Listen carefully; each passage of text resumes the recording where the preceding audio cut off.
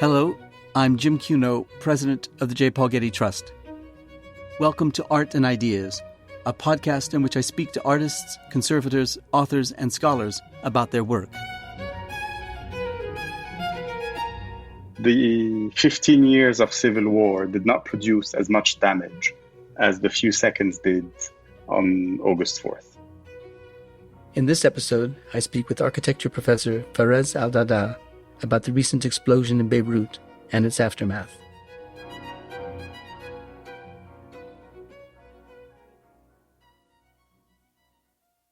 On August 4th, 2020, a large amount of ammonium nitrate accidentally exploded in the port area of Beirut, Lebanon, causing more than 180 deaths, 6,000 injuries, $10 to $15 billion in property damage, leaving as many as 300,000 people homeless, and laying waste to entire neighborhoods as the explosion was felt from Syria to Turkey to parts of Europe. It is believed to be one of the most powerful non-nuclear explosions in history. At least 25,000 homes are so badly damaged they are uninhabitable. Rebuilding is complicated by the financial crisis that has sent the Lebanese currency plunging and restricting banking withdrawals for those individuals who do have money that might fund reconstruction. At the same time, Beirut's distinguished urban cultural heritage is at risk from rapid and careless rehabilitation, as happened after Lebanon's 15-year civil war from 1975 to 1990. To tell us more about the situation in Beirut, I'm speaking with Farez Al-Dada, professor and director of Rice University's Humanities Research Center in Houston, Texas. Farez is in Beirut visiting his parents. He rushed to see his parents immediately after the blast. Farez, thank you for speaking with me today. First, tell us how your parents are doing. Thank you, Jim. My parents are miraculously okay, considering that their living room is exactly 1,000 meters from the explosion's ground zero, with a direct line of sight. You can imagine the damage. Even elevator steel doors on every floor in their building buckled under the blast pressure. Everything that was held in place was yanked out of its moorings. So door and window frames, all that simply disappeared in this area hardest hit. So for me, needless to say, the last 3 weeks have been a bit of an epic marathon. But to my own surprise, repairs did move ahead much faster than I had anticipated. Thanks to the kindness of strangers, somehow things worked out. And as of this week, my parents moved back in what is probably one of the few apartments so far renovated in the entire neighborhood. What time of day did it happen, the blast? So it happened at 6 in the evening. In a way, thankfully, people had left their offices because that would have added to the death toll. And the highway that borders the port was not heavily trafficked as it would have been had it happened earlier in the day. What is the area like around the blast site itself? I mean, what kind of buildings are there?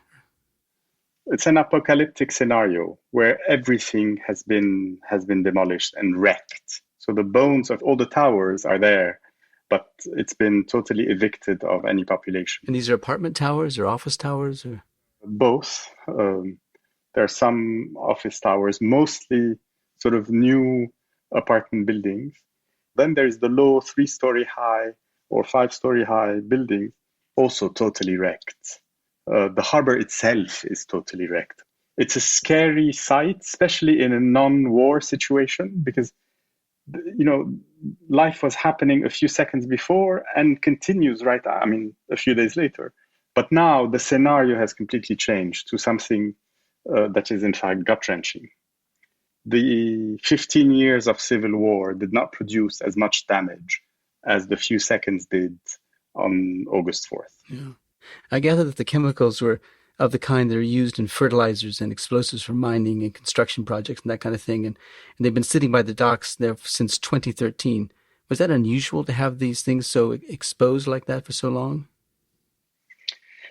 Not only, I think, is it unusual, but it's certainly illegal by any national or international public safety standards.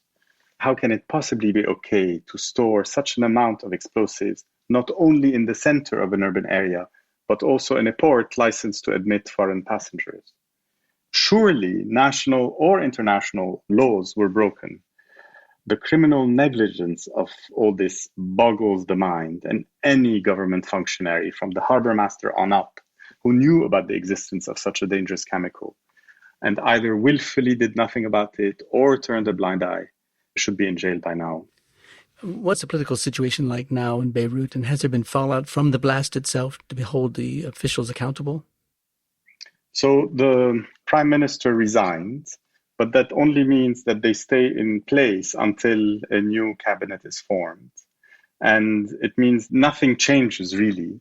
It reeks of basically a giant cover-up of what could be a kind of affair of the poisons, where everyone in government ends up implicated in what is de facto a widespread criminal enterprise, reaching all the way up to the country's president, and that extends into the other branches of power. And the president himself even admitted knowing about the existence of the chemicals, and then he created supposedly a committee to look into it that did nothing for months, if not years, which technically then implicates him as well as the prime minister and the ministers of, transportation or customs and so forth. So it's a very sad situation, and the population is hostage to it all, and now subject to the biggest urban explosion since Nagasaki. Now, Beirut has been called the Paris of the Middle East. Describe for us the urban fabric of the city in its relationship to the blast site. Yeah, so I'm not so sure why exactly this Paris attribution has historically been given to Beirut. It certainly isn't because the two cities look alike. They don't. Perhaps it is because French can be heard spoken in the streets, combined with the fact that Beirut is indeed a festive city, as everyone could witness during our October Revolution, when major and lasting protests looked very much like mega concerts. Regardless, Beirut has a very old urban fabric that goes at least as far back as the Bronze Age, and that happens to be centered around just about where the explosion actually happened. So originally, there was a natural bay that eventually became a harbor and then a port basin. And then the sequence of periods of autochthonous inhabitation is in fact very long. It goes as far back as Bronze and Iron Ages. There were Phoenician, Greek, Roman, then Byzantine periods, followed by Arab rule. The Crusaders took over at some point, so did the Mamluks and the Ottomans. There was a brief period of self-rule under a 17th and 18th century Mount Lebanon governance.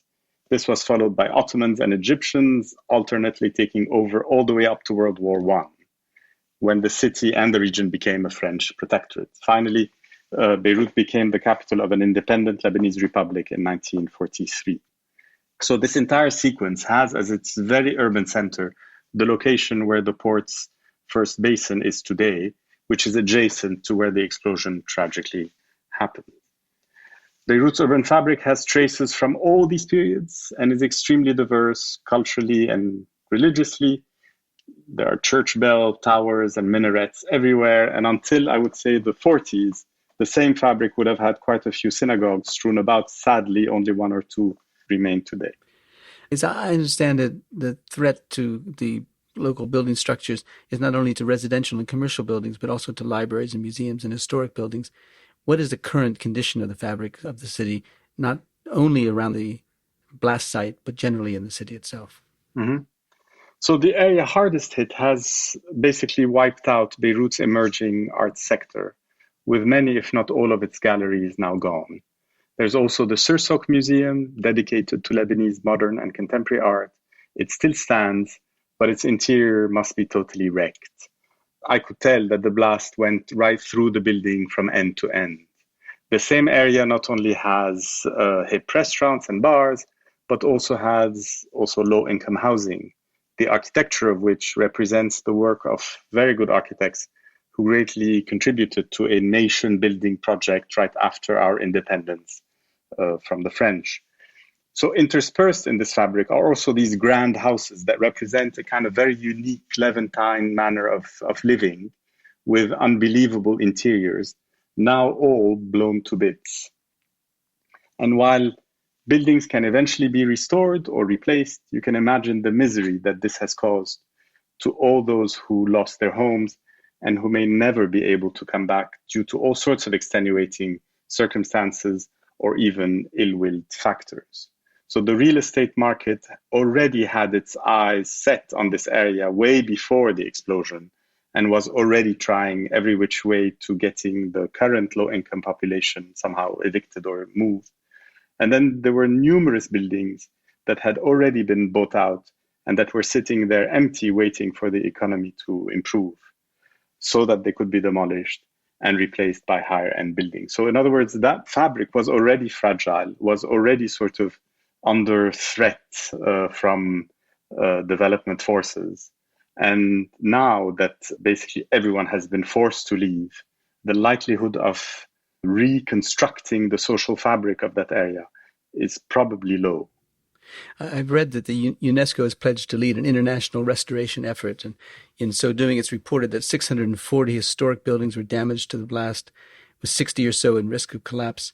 How does one respond to a situation like that? How does one begin to rebuild, if one can rebuild? How can one not only just clear it out, the rubble that is there, but then can bring new and carefully considered materials and styles to the reconstruction effort? So, as I understand it, UNESCO is now part of a major effort called the Beirut Heritage Initiative. And the purpose of this initiative is to consolidate all the diverse efforts that are all directed to saving the city's cultural heritage. There is an understandable reticence to send funds to government agencies run by mafia cronies.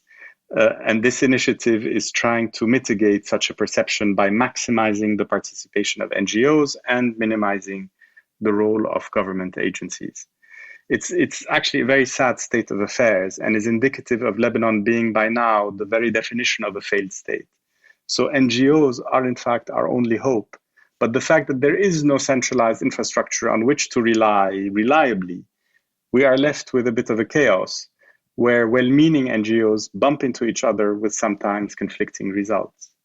So regardless, all major players are represented in the initiative. And in addition to UNESCO, there is the Order of Engineers, the School of Engineering at the American University of Beirut, as well as the principal associations that have been seeking to protect the country's built heritage and natural environment. Two of them are APSAD and Save Beirut Heritage. I've also noticed the emergence of many crowdsourcing efforts online, some of which are, I think, part of the initiative, such as something called Ushahidi, which is basically a platform that crowdsources requests for assistance. There is Open Map Lebanon, which is crowdsourcing damaged buildings. There is the platform Hot Tasking Manager that has invited the public to add buildings to OpenStreetMap so that they can then be documented by others. And I think that something like 30,000 buildings were added in a few days. A lot of pertinent material, maps and infographics can be found on the UN Office for Coordination of Humanitarian Affairs. I think it's called Relief Web. And hopefully this Beirut Heritage Initiative will be able to achieve what it promises and will be able to bring together and integrate both official surveys and crowdsourced information. Yeah, I've read that there's some 14,000 members of the Save Beirut's Heritage organization. This is part of the crowdsourcing that you talked about, I'm sure. And there's a 24-hour hotline if a building seems to be in danger of demolition or additional construction. And my question, I guess, is twofold. One, has it been successful, the organization Save Beirut's Heritage? And secondly, what are the ethics involved of restoration on a scale like this? So, I don't know all that much other than it's one of the younger associations that has been very active in recent years. The one or two people I do know and who are part of Save Beirut Heritage are serious architects who have all the skills necessary to do serious work. And I think Save Beirut Heritage is part of the recently launched and UNESCO-led initiative. Now, in terms of ethics, I think this is where it gets a bit tricky. At a time when lives and livelihoods are at stake, it becomes difficult, perhaps even immoral, to discuss whether or not a musharrabiyeh carved in wood can or not be replaced with aluminum shutters. And there are no, unfortunately, action plans in place that would relieve people from having to take such decisions, while making sure that the artistry of the city's urban fabric can at some point be recuperated. So temporary measures or reversible measures come to mind, that would attend first to preserving the city's social fabric and in due time take care of the rest. In its declarations, this Beirut Heritage Initiative seems well aware of this and has advanced this dual mode of thinking that has both the social and urban fabrics in mind. A law also was just passed that will supposedly prevent developers from exploiting the situation. And all with whom I have spoken are well aware that the life inside these destroyed districts ought to be preserved as much as the buildings themselves. So we may hopefully be at a moment when social and urban fabrics take precedent over singular monuments, which is how preservation has historically operated in Lebanon and technically elsewhere. From my perspective, there is a danger to overlook certain architectural productions that have their own particular significance in favor of the obvious. The same situation happened after the Civil War when the colonial fabric of the city was privileged over what the Lebanese Republic produced in its infancy. I'm referring to modern architecture in a country that was, after all, born in modern times. So after the Civil War, stone arches and barrel vaults became a fixation, while buildings on pilotis, for example, were demolished without hesitation. And so this struck me as very odd at the time, considering that Lebanon is a modern nation and a producer of very good modern architecture. So the districts hardest hit by the explosion are full of 1940s and 50s modest residential buildings, yet designed by very good architects and engineers who greatly, at the time, contributed to the global and cosmopolitan image that Beirut had then and to some degree might still have. Given this kind of crowdsourced reaction to the situation and the involvement of UNESCO and the local authorities in Beirut, how does one manage to marshal these resources efficiently and safely? I think it would be difficult in any situation, in any location. Here, the fact that no one has an inventory of all buildings that is accessible and that is well described and is updated, the absence of that infrastructure makes it very difficult. So everyone has to reinvent systems and put them in place. And I think this latest initiative will probably fill that gap. I mean, it's been surveying every building. The army supposedly is assisting. It's all technically improvised. And if there is anything this country does well, is improvisation. So hopefully we'll improvise that one too. We talked about the Ottoman and French Mandate eras from the latter part of the 19th century into the early part of the 20th century. There are these three historic districts. There's probably many historic districts, but there are three of them that I always came across in my reading. I won't be able to pronounce them very well, but Gemayeze, Mar Mikhail, Gaitawi. Describe the conditions of those areas, those districts, and also the quality of the architecture in those districts. These three districts are right next to each other and are basically contiguous, along with many others that were all sort of around the site of the blast and basically are at the core of the city itself. At some point, they were the suburbs of Beirut. And then as Beirut grew, they got incorporated into the fabric. And some of it is posh, some of it is not at all. But over time, many of its streets, especially the main street in Gemayze, it became a kind of Chelsea with bars and hipsters and loud cars and so forth. And it was very odd because by day, it's basically a relatively low-income neighborhood, but by night, it becomes this glitzy, quite lively Saint-Tropez, Jean-les-Pins, or this kind of highly festive environment. And quite pleasant because the character of these neighborhoods was actually preserved, even though the activity had morphed over time into something that didn't exist only so many years ago. So it was basically a vital part of town. And now that has totally been obliterated. Gosh. So it's not likely to be the cornerstone for the rebuilding of the area because it's been obliterated to the extent that it couldn't serve that purpose any longer? Or could you still restore it to such a degree that it could become the kind of central place? I think it is restorable. The danger is that it might be restored to become a kind of Levantine Las Vegas. I mean, it might be restored in ways that developers would like to restore it, but it will lose the social fabric that had until now existed and that made this place so rich and diverse and multi-layered. Here they call it caractère traditionnel. It has a traditional character. And basically, it's the original fabric of the city. So I have no idea what will happen to it, but I'm quite wary that it would lose the richness it so far had. I gather that there's some 6,000 buildings in the hardest hit districts and neighborhoods, and 600 of them some kind of cultural heritage status. Who confers the status on these buildings, and what does it mean to have that kind of status? The General Directorate of Antiquities has the authority to basically classify buildings as heritage, and then they become protected by law. The only issue, as far as I know, is that the law itself basically stops in the 18th century or in the 19th century and requires that the building be made of stone. So in other words, if it's an old building made of stone, it can be protected.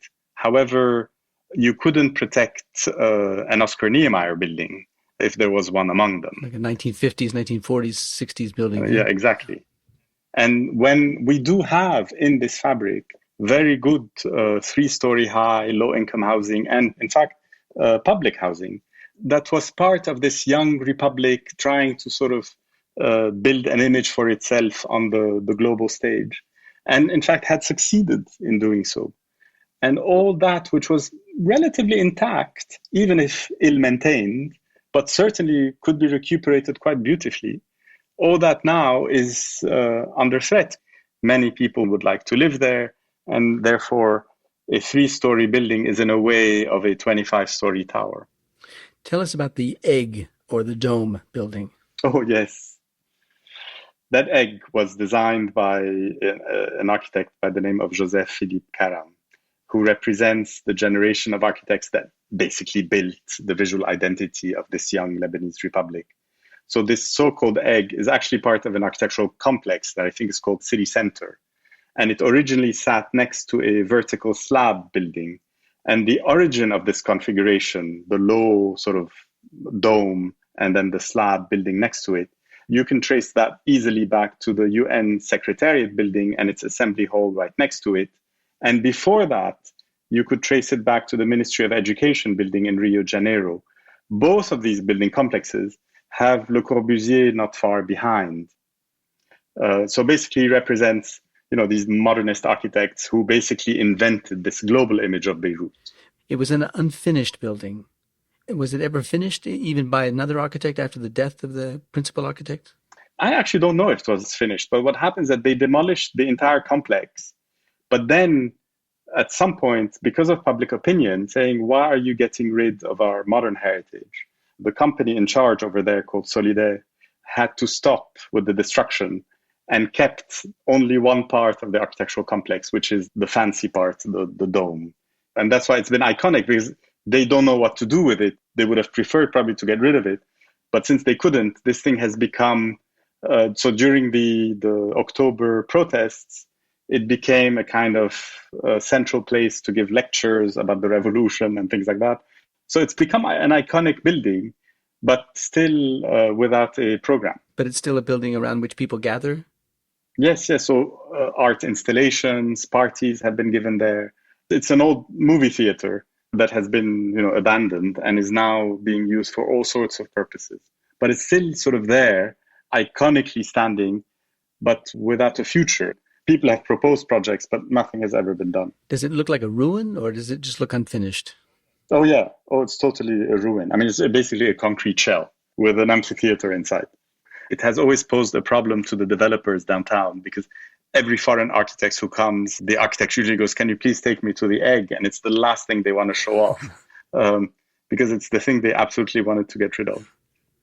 With funding from the Getty Foundation, some funding, you've been developing a digital map of the growth of Rio de Janeiro, another city of some troubled development history. And it's called Imagine Rio. Is there any chance that you will now turn your attention to Beirut and to create a similar kind of project for Beirut? The answer is yes. And in fact, I already had prior to the explosion, So it was because of Imagine Rio. I was invited, it was a while back, by a new organization called New Levant Initiative to do something similar for cities across the Levant. So rather than simply duplicate our infrastructure, I thought it would be an opportunity to make the technology we developed with the Cartography Studio Access Map available to the public at large as a kind of cartographic arches project. We already built the Beirut version of Imagine Rio, and once the improvements we are deploying for the Rio map, thanks to the Getty Foundation, we will then replicate them in what is now called the Levant Carta project. That will, in addition, have crowdsourcing and design tool components. Also in the works, I started doing something called beirutrecovery.org. And the idea here is to not only associate damage and other information with building footprints, but also track the recovery of the city over time. And this effort is a collaboration between the Spatial Studies Lab that I run at Rice and the Beirut Urban Lab at the American University of Beirut. So would a digital mapping of the city help with its restoration and conservation? Absolutely. But now what's next for Beirut? I wish I knew. It's very tough to tell. Resilience is by now void of any relevance. How much more can this population be tested? But if one were to put pessimism aside, I think many things could be done, could be foreseen as the next steps at this point. So I would presume a coherent plan that allows reconstruction and relief work to occur and to occur in tandem. And I would hope shoulder to shoulder with the population most affected. But this requires coordination among different sectors and various actors, and the total absence of reliable government infrastructure, which makes things all the more difficult, if not outright impossible. So regardless, if there was ever any, this is a moment to look into disaster recovery and risk mitigation, not only to protect from such an absurd and avoidable accident, but also in terms of climate change events that will eventually hit this city too. So in other words, this is a city that is now even more fragile than before, and I would hope that public safety should be taken into consideration. We ended up with yet another social problem to manage when we couldn't really handle the previous two, be it the COVID pandemic now getting out of control, or the devaluation of the currency at a moment when banks had sequestered people's accounts.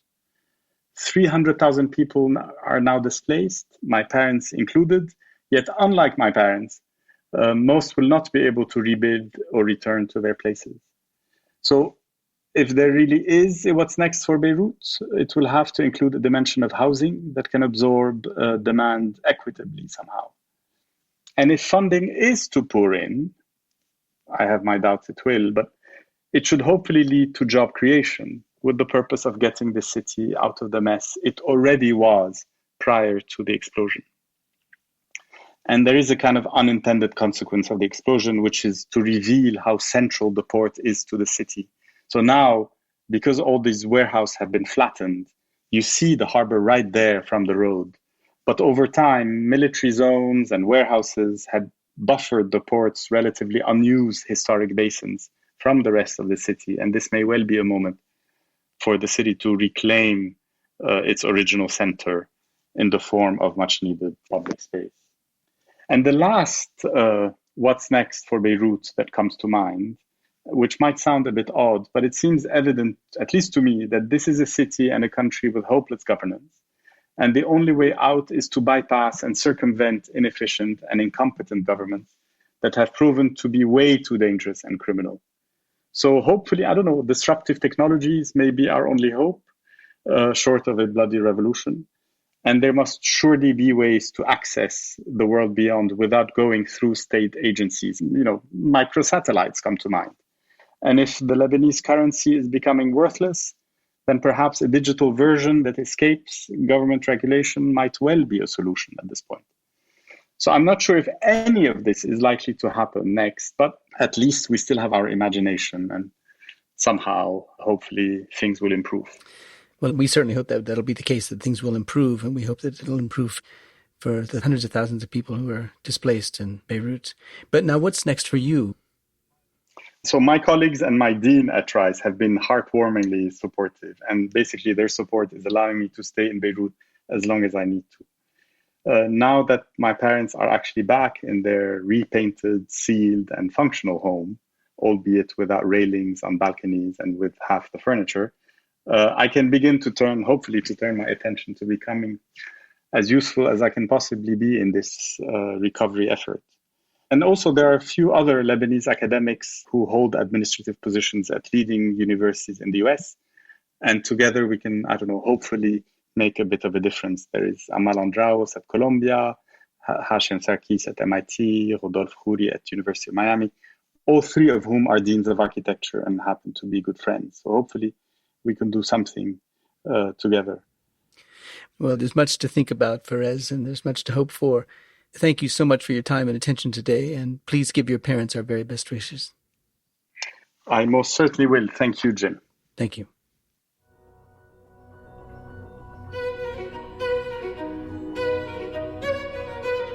This episode was produced by Zoe Goldman, with audio production by Getty and Brower, and mixing by Mike Dodge-Weisskopf. Our theme music comes from the Dharma at Big Sur, composed by John Adams for the opening of the Walt Disney Concert Hall in Los Angeles in 2003. It is licensed with permission from Hendon Music. Look for new episodes of Arts and Ideas every other Wednesday. Subscribe on Apple Podcasts, Spotify, and other podcast platforms. For photos, transcripts, and more resources, visit getty.edu/podcasts, or if you have a question or an idea for an upcoming episode, write to us at podcasts@getty.edu. Thanks for listening.